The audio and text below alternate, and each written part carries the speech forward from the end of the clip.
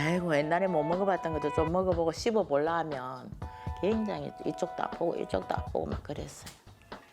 대면 관계에 나도 모르게 이렇게 움츠러지는 일들이 많았었습니다. 생각해보면 어느 날 갑자기 벌어진 일은 아닙니다. 처음엔 약하고 일시적인 통증이었죠. 그 작은 변화를 대수롭지 않게 여기다 보니 치아가 빠지는 문제가 발생하고 말았습니다.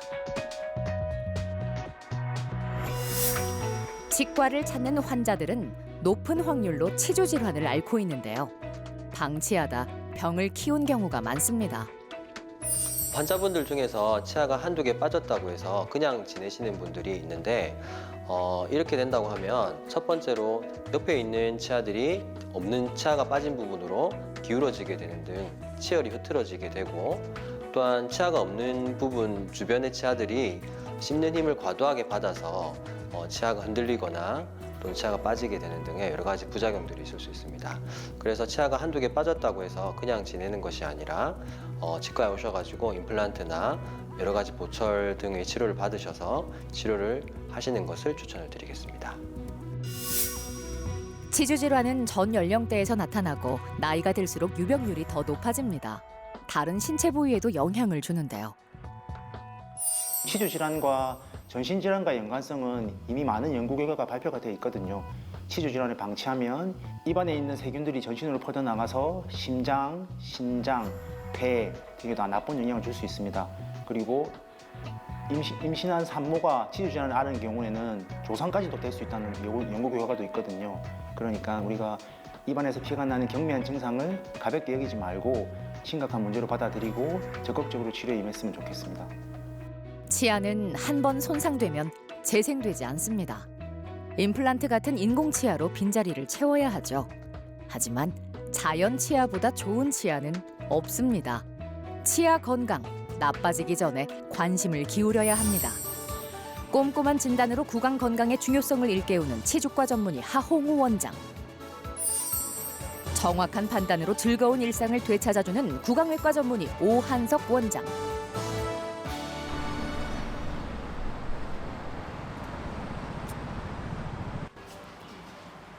여러 진료과 중 유독 치과 치료에 심한 공포를 느끼는 사람들이 많습니다. 치과 공포증이란 단어까지 생겨날 정도죠. 임플란트 치료를 받기 위해 치과를 찾은 김승현 씨에게도 안 좋은 기억이 있습니다. 이빨이 너무 많이 흔들리고 또 이빨을 뽑고 임플란트를 하려고 방문을 했습니다. 예전에 치과에 대한 트라우마가 너무 심해서 한 20년 전에 사랑니를 뽑았는데 뽑고 난 뒤에 턱이 안 움직여가지고 한 달 동안 정말 너무 큰 고생을 했어요.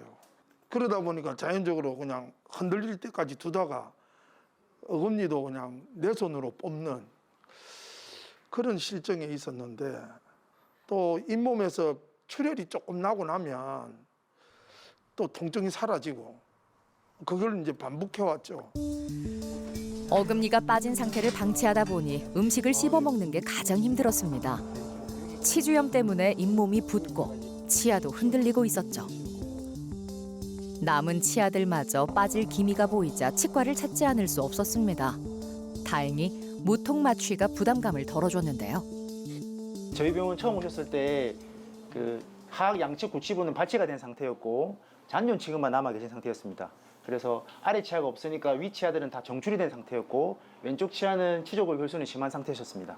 그날 오셨을 때 통증이 심한 치아는 저희가 발치를 했고요. 그 발치한 날 저희는 최대한 마취를 안 아프게 해드렸으니까 만족하셔가지고 임플란트 치료를 하기로 이제 하셔가지고 오늘 수술 계획이 잡혀 있고 오른쪽 같은 경우는 발치창이 아주 잘 나와서 오늘 바로 식립할 계획입니다. 그리고 왼쪽 같은 경우는 치조골 결손이 심해서 고리식 후에 임플란트 시술이 예정되어 있습니다. 치과 치료를 두려워한다면 무통 마취와 반수면 마취를 적용할 수 있습니다. 의식이 있지만 진정 상태이기 때문에 진료 과정을 기억하지 못하는 경우가 대다수죠. 아주 얇은 바늘로 마취액을 주사해 통증을 효과적으로 줄여줍니다. 보통 환자분들이 치과 치료를 이렇게 미루거나 이렇게 망설이는 이유는 사실 가장 큰 게 통증입니다. 통증. 그래서 저희는 치료의 첫 시작인 마취할 때부터 통증을 줄여드리기 위해서 최대한 노력하고 있는데요. 아까 보시다시피 마취 바늘을 아주 가는 바늘을 사용하고 있고, 그다음에 마취액이 제 손 힘으로 하는 게 아니고 마취액이 들어가는 속도와 양이 일정한 무통 마취기를 사용하고 있습니다. 자연 치아를 최대한 보존하려면 치조골 소실이 적은 어금니부터 임플란트를 식립해 앞쪽 치아에 쏠린 힘을 분산해야 합니다. 재기능을 하지 못하는 치아들은 발치하고 치주염으로 치조골 소실이 심한 부위는 골 이식 후 임플란트를 식립합니다. 반수면 마취를 한 덕분에 치료가 무사히 끝났는데요. 이젠 잘 관리하는 게 중요합니다. 자연 치아들은 더 오래 쓸 수 있도록 상태를 꾸준히 확인해야 합니다. 트라우마가 계셔가지고 통증에 아주 민감하셔가지고 제가 사실은 좀 긴장하고 들어갔는데 생각보다 잘 참으시더라고요. 잘 참아가지고 또 그 뼈도 사실 괜찮은 편이라서 수술하는데 큰 어려움은 없었습니다. 사실은 제가 수술은 잘했지만 결국에는 사람 몸이 치유를 하는 거거든요. 그 이제 임플란트랑 뼈랑 이제 붙어야 되고, 제가 이식한 뼈랑 또 환자분 뼈랑 또 붙어야 되는 거는 환자분들 주의사항 잘 지켜주시고 식사 잘 하시고 그냥 건강관리 잘 하시면 큰 문제 없이 치유되리라 봅니다. 치료를 끝마치고 병원을 나서는 발걸음이 가벼운데요. 조금 더 일찍 행동했다면 살릴 수 있는 치아가 늘었겠지만 지금이라도 용기를 낸 건 다행입니다. 머지않아 일상에 많은 변화가 찾아오겠죠? 트라우마 때문에 조금 불안한 마음, 긴장된 마음은 있었는데 의사 선생님이나 간호사 선생님 친절한 것 때문에 좀 긴장은 좀 풀리더라고요. 치석 제거 같은 거를 병원을 안 가다 보니까 잘 못 했어요. 이 치석 제거도 좀 하고 또 양치도 좀 하는 방법을 좀 잘 알아서 병원에서 이야기하는 대로 그래 좀 해야 되지 않겠나 그리 싶습니다.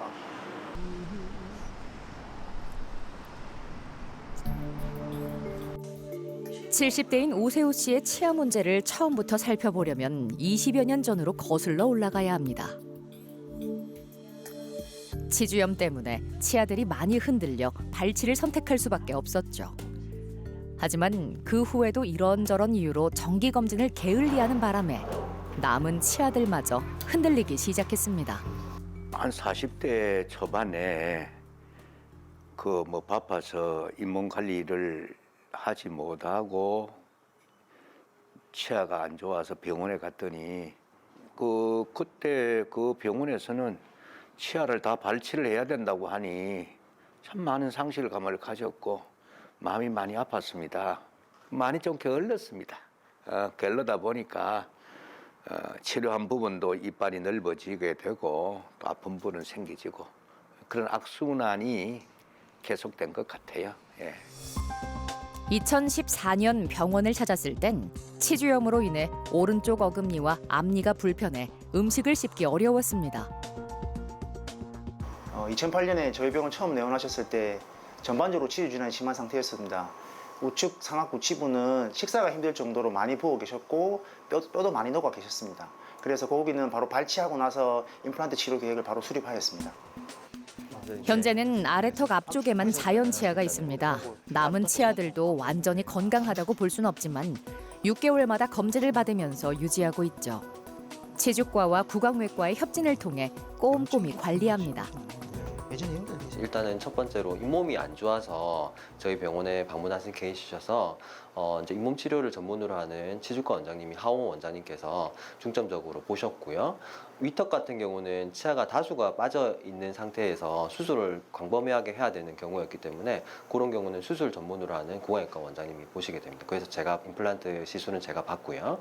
오늘 오른쪽 아래 치아가 하나가 안 좋아지셔가지고 그 부분을 임플란트를 해야 되느냐 말아야 되느냐 이제 그거를 결정하기 위해서 이제 저를 부르셔가지고 같이 확인을 했는데 환자분께서 워낙 관리를 잘 하시고 계시고 평소에 집에서도 양치도 잘 하시는 상태라서 조금 안 좋긴 하지만 교합 조정이나 이제 잇몸 치료를 조금 더 해서 조금 더 살려서 쓰는 방향으로 그렇게 지금 진행을 하기로 결정을 했습니다. 치아에 착색제를 발라 세균 관리 상태를 확인하고 관리가 잘 되지 않는 부위는 치간 칫솔과 스케일링 등으로 세균을 제거합니다. 정기적으로 병원을 찾을 때마다 거치는 과정인데요. 임플란트는 잘 관리하지 않으면 식립 부위에 문제가 생기기도 합니다. 다행히 오세훈 씨의 노력이 좋은 영향을 미치고 있네요. 우측 구치부는 회복하고 나서 나머지 치아는 잇몸 치료하면서 고강 내 세균 관리하면서 계속 유지하고 있었고요. 그 뒤로 한 10년 정도 지나서 상악 앞니 쪽이 조금 불편하셔가지고 그 부위도 발치하고 나서 임플란트로 회복을 하였습니다. 그 상태로 지금은 나머지 치아는 아주 잘 유지되고 있는 상태입니다.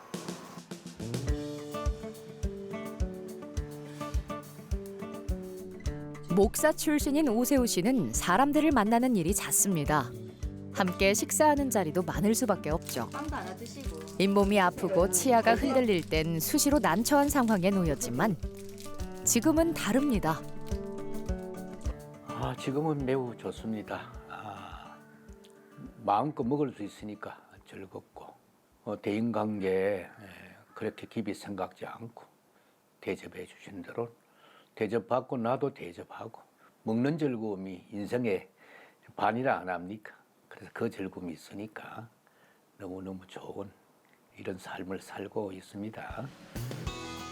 먹는 즐거움을 되찾기까지 오랜 시간이 걸렸습니다. 힘들어하는 모습을 옆에서 지켜만 봐야 하는 가족의 걱정도 이루 말할 수 없을 정도였죠. 아버지랑 식사할 때마다 저희들이 가족들이 다 마음이 되게 아팠어요. 이렇게 제대로 드시지를 못하시니까. 그래서 이제 치과를 다니시기 시작하셨고, 가실 때마다 제가 매번 이렇게 같이 동행을 했었거든요.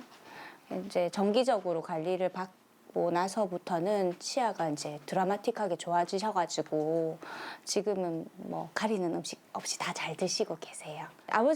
아버지께서도 고생을 많이 하셔서 저희들한테 늘 강조를 많이 하시고 치아 관리에 대해서 저도 아버지 뵈면서 나도 나이 들기 전에 미리미리 관리해야 되겠다 이렇게 이제 그냥 피부로 느끼고 있습니다. 아버지 보면서.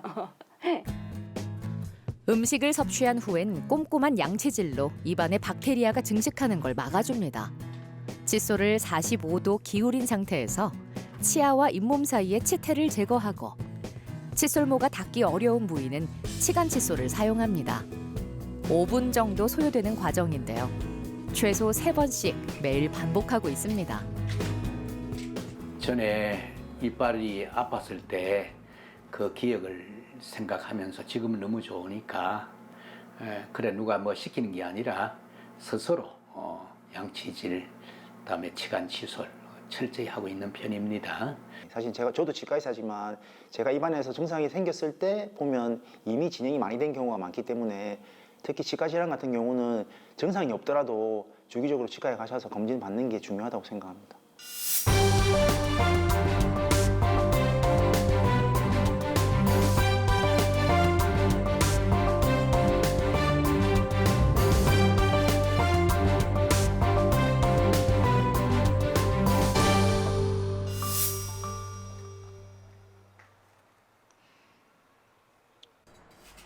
치아가 빠졌을 때의 치료 방법에는 임플란트 이전에 틀니가 있습니다.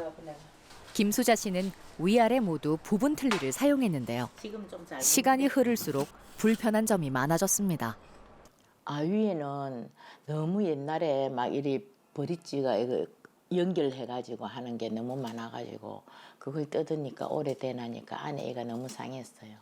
그래 한꺼번에 싹 이렇게 했는데 한지 한 5년 됐습니다. 임플란트를 안 하고서는 안 될 정도로 이거 라면도 한 개 끊어 먹을 정도였으니까 그래갖고 위에를 치료를 했어요. 불편한 틀니 대신 임플란트를 식립했습니다. 5년이 지난 지금까지 잘 생활하고 있는데요. 아랫니는 지금 부분 틀리거든요. 이 안에가 한 개도 없어요. 밖에 요것만 있어가지고. 그래가지고 또 여기 또 앞에 여기 옆에 게 한 개 이렇게 탁 걸어난 이가 아파요. 그거 아니래도 뭐 이렇게 씹을 때 이쪽을 씹으면 여기가 덜컹덜컹하고 이쪽을 씹으면 여기가 덜컹덜컹하고 그래 불편했어요. 틀니는 오래 사용하면 고정력이 약해지고 잇몸이 헐거나 통증이 발생하기도 합니다. 식사 후엔 반드시 세척해야 하죠. 손이 많이 가는 데다 제대로 고정되지 않는 느낌이 들어 아래쪽도 임플란트를 고려하고 있습니다. 이 임플란트 핸드는 이제는 이렇게 해가지고 치간 시술 넣어가지고 이렇게 하면 되는데 밑에는 이렇게 걸리가 있으니까 그 사이로 음식물이 찡기고 뭐 먹고 나면은 밖에 나가면 바로바로 못 한다 아닙니까? 그러면 어쩔 수 없이 물로 그냥 헹구고 이리 집에 들어와도 인기가 있거든요. 그런 것 때문에 요 옆에도 상하고 뭐 나가서 먹는다고 막 내 마음대로 먹는 것도 못 하면서 막 인기 갖고만 오고 그래 불편해요. 먼저 정밀 검사로 현재 상태를 진단해 봅니다. 예전에는 틀니를 써도 남아있는 치아에 의존하는 경향이 있었는데요. 그만큼 자연 치아가 빨리 망가질 수밖에 없었죠. 더 늦기 전에 자연 치아를 살려야 합니다. 환자분께서 처음 2018년도에 내원을 하셨고 그때 당시에는 위쪽 아래쪽 둘 다 틀니를 사용하고 계셨는데 위에 틀니가 많이 불편하셔서 위에 틀니를 임플란트로 교체하는 치료를 현재 완료하신 상태이시고 현재는 아래쪽도 부분 틀니를 사용하고 계신데 틀니를 사용하는데 잇몸이 줄어들고 틀니가 헐겁고 식사 시 잇몸이 눌러져서 아픈 상태입니다. 남아있는 치아들에도 과도한 힘이 들어가서 치아가 마모가 많이 되어 있고 틀니 고리가 걸리는 치아는 뿌리 부분에 충치가 생겨 있는 그런 상태였습니다. 오늘 임플란트 시술을 할 건데요. 저희가 CT나 파노라마 상으로 뼈 상태가 그렇게 나쁘지 않은 상태였기 때문에 최소한으로 잇몸 절개를 해서 그렇게 임플란트를 식립해서 불편감을 최대한 줄여드리는 방법으로 그렇게 할 예정이고 뼈 상태가 괜찮다고 하면 한 1개월, 2개월 정도 기다렸다가 임플란트 보철물이 들어갈 수 있도록 그렇게 할 예정입니다. 치아가 없는 어금니 부위에 임플란트를 식립합니다.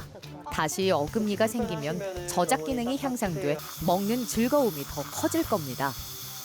과도한 힘을 받던 자연 치아들의 수명을 연장하는 효과도 있죠. 정확한 위치에 임플란트가 자리 잡았습니다. 수술은 이제 잘 끝났습니다. 보시면은 어머니 여기 임플란트 여기 심기 전이랑 후 사진인데 보시면 아시겠지만 제가 안 꾸밀 정도로 조금만 절개를 해가지고 임플란트를 심어놨고 피도 거의 안 나거든요. 안 나시고 아마 이렇게 해놔서 크게 많이 불편하시고 이런 건 없으실 거예요. 없으실 거고 앞으로 이제 조금만 기다리시면 이제 불편하신 건 많이 해결되실 것 같아요. 오늘 고생 많이 하셨습니다, 어머니. 네, 네.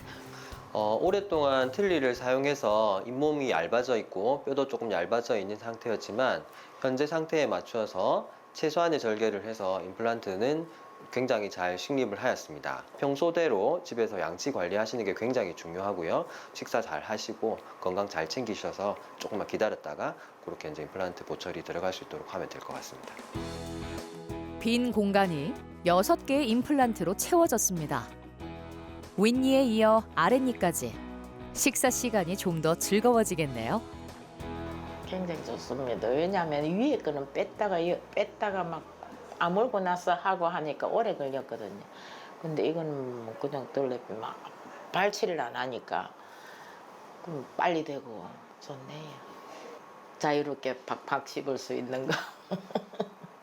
고기 같은 거 넣어갖고 팍팍 한번 씹어보고 싶고 또 막 좀 견과류 같은 거 그런 것도 좀 씹어보고 싶고 그래. 오징어 같은 거.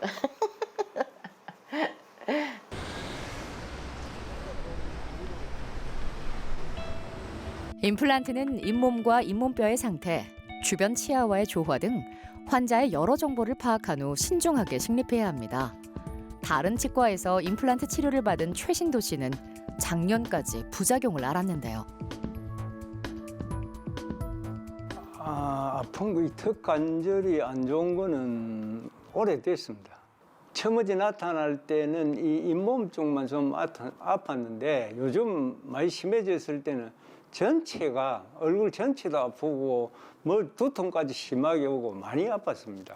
그렇죠. 힘들기도 하고 많이 아플 때는 할 수 없이 진통제를 하나씩 복용하기도 하고 그래가면 참았죠.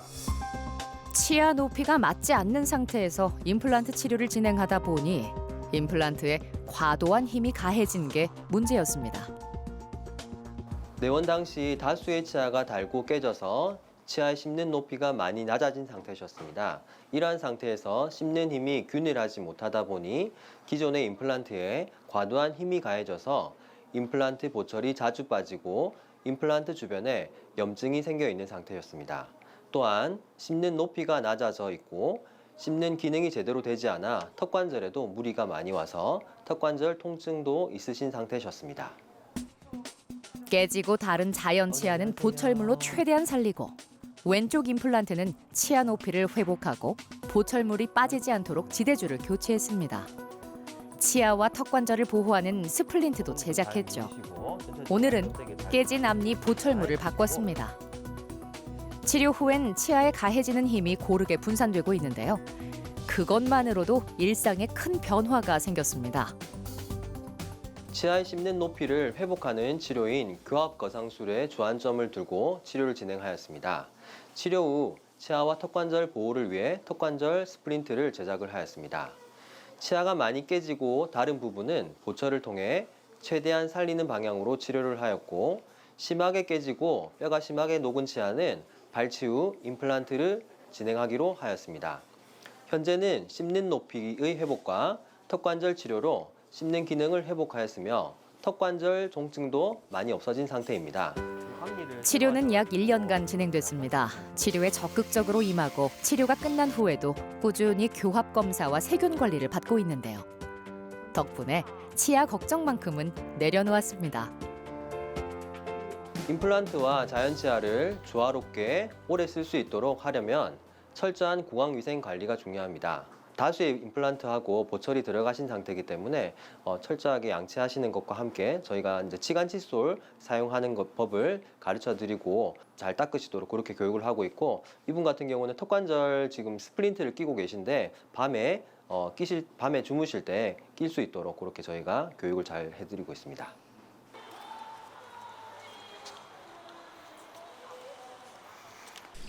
최신도 씨의 직업은 약사입니다. 사람들과 대면하는 일을 하다 보면 자연스럽게 치아를 드러낼 수밖에 없는데요. 그만큼 정확한 치료가 중요했습니다.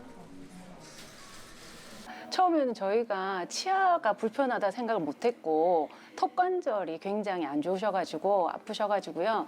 뭐 진통제도 드시고 하셨거든요. 근데 이제 저희가 병원을 방문하니까 그게 턱관절이 치아 때문이라는 걸 그때 알게 됐어요. 그래서 이제 치료를 했죠. 이제 벌써 1년 전 일입니다. 네.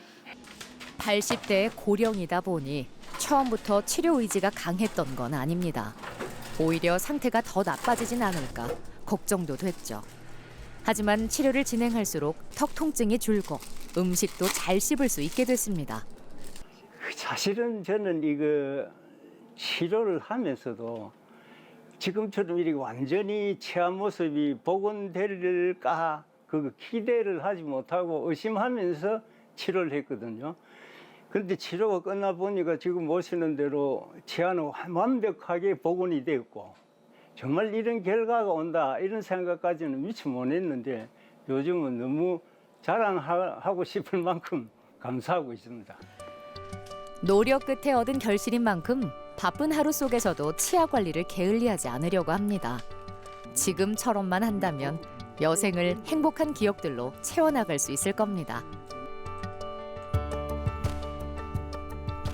청결하게 하는 방법인데 병원에서 그 양치질을 하는 방법을 소상하게 가르쳐 주셨고 제대로 깨끗하게 유지할 생각이고 1년에 한두 차례 병원을 방문해서 사전 점검도 받고 진료도 받고 하면서 치아 보관을 잘 해야 될 것 같습니다.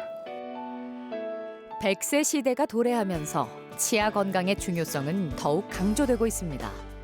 치아를 지키기 위해선 꾸준한 관심이 필요한데요. 문제가 생겼을 땐 전문의의 정확한 진단을 받는 게 우선입니다.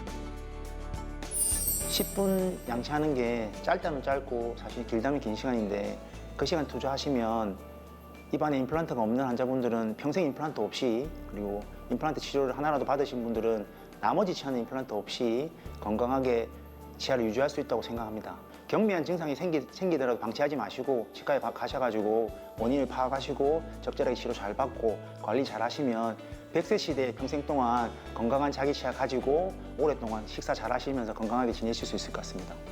호미로 막을 것을 가래로 막는다는 속담이 있습니다. 정기적인 금진을 통해서 치과 질환의 대부분은 호미로 막을 수 있습니다. 조금 못생기고 망가져도 자연 치아를 최대한 살려서 쓰고 어쩔 수 없이 임플란트를 하게 되더라도 최소 1년에 한 번 치과 점검 및 스케일링을 통해 100세까지 건강하게 여러분들의 치아 건강과 임플란트를 잘 유지를 했으면 좋겠습니다.